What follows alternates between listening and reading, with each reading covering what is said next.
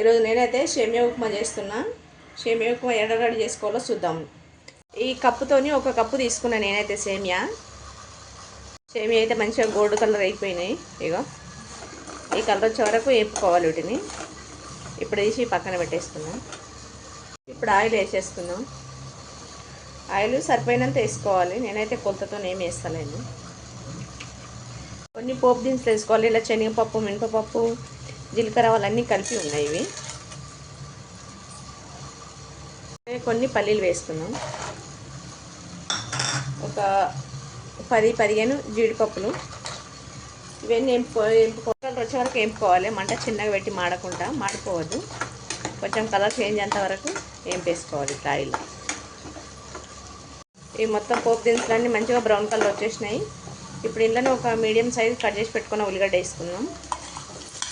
అలాగే ఒక 4 పచ్చిమిర్చి. ఇవి మంచిగా ఎంగిపోయే వరకు ఫ్రై చేసుకోవాలి. ఇట్లా 2 కరివేపాకు రెబ్బలు వేసుకుందాం. సాల్ట్ వేస్తున్నాం. ఒక స్పూన్ వేస్తున్నా సాల్ట్. టేస్ట్ తగ్గట్లు వేసుకోవాలి, సరిపోయినంత చూసి.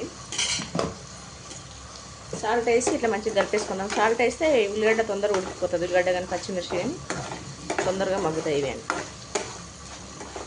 ఇట్లన్నీ మంచిగా ఫ్రై చేసుకోవాలి. ఇట్లా చేసుకుంటే మంచి టేస్ట్ వస్తుంది. ఇవన్నీ మంచిగా ఎంగిపోయినాయి కదా, ఆయిల్లో మంచిగా ఫ్రై అయినాయి. ఇవన్నీ గోల్డ్ కలర్ వచ్చేసినాయి. ఇప్పుడు వాటర్ వేసేసుకుందాం. ఏ కప్పు తోటి అయితే సేమియా తీసుకున్నామో అదే కప్పు తోటి వాటర్ వేసేసుకోవాలి. ఏవో ఈ కప్పుతో తీసుకున్నా నేనైతే. ఈ కప్పుతో ఒక కప్పు తీసుకున్న సేమియా, ఒక కప్పు సగం వాటర్ వేసేసుకున్నాం. ఎందుకంటే ఇవన్నీ ఉడకాలి కదా.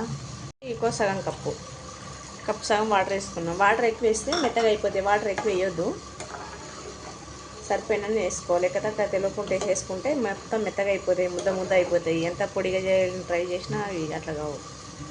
వాటర్ కొత్తతో వేసుకుంటే మంచిగా పొడిగా వస్తుంది ఉప్మా.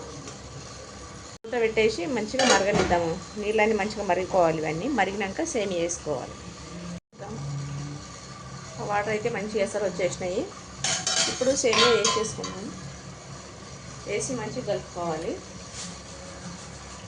ఇగో అన్నీ ఇట్లా మంచిగా ఫ్రై చేసి పెట్టేసుకొని ఇట్లా గోల్డ్ కలర్ వచ్చే వరకు మంట చిన్నగా పెట్టేసి కలుపుకోవాలి. కలుపుకుంటే అరగట్టుకుంటుంది.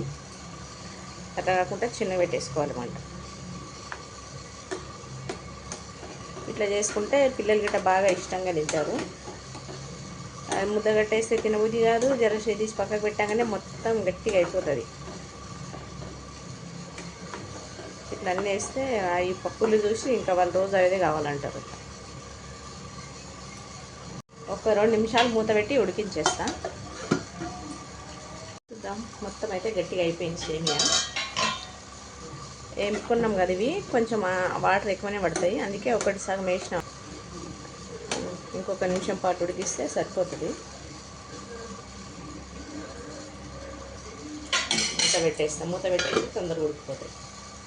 రెడీ అయిపోయింది. ఉడికిపోయింది మంచిగా. ఇక అంతే. ఇట్లా వచ్చింది, ఇట్లా పొడిగా వచ్చింది. ఇట్లా అంటుకోకుండా, ఇట్లా ముద్ద కాకుండా ఇట్లా మంచిగా ఫ్రై చేసుకుంటే ఇట్లా వచ్చేస్తుంది, ముద్ద కట్టకుండా. చాలా బాగా వచ్చింది కదా. మా ఉప్మా అయిందా?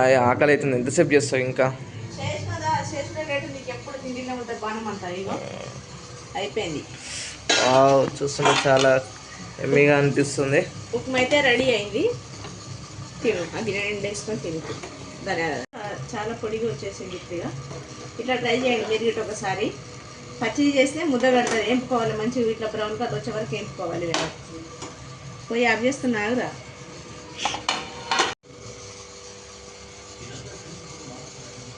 చాలా బాగా వచ్చింది ఇట్లా పొడిగా. చాలా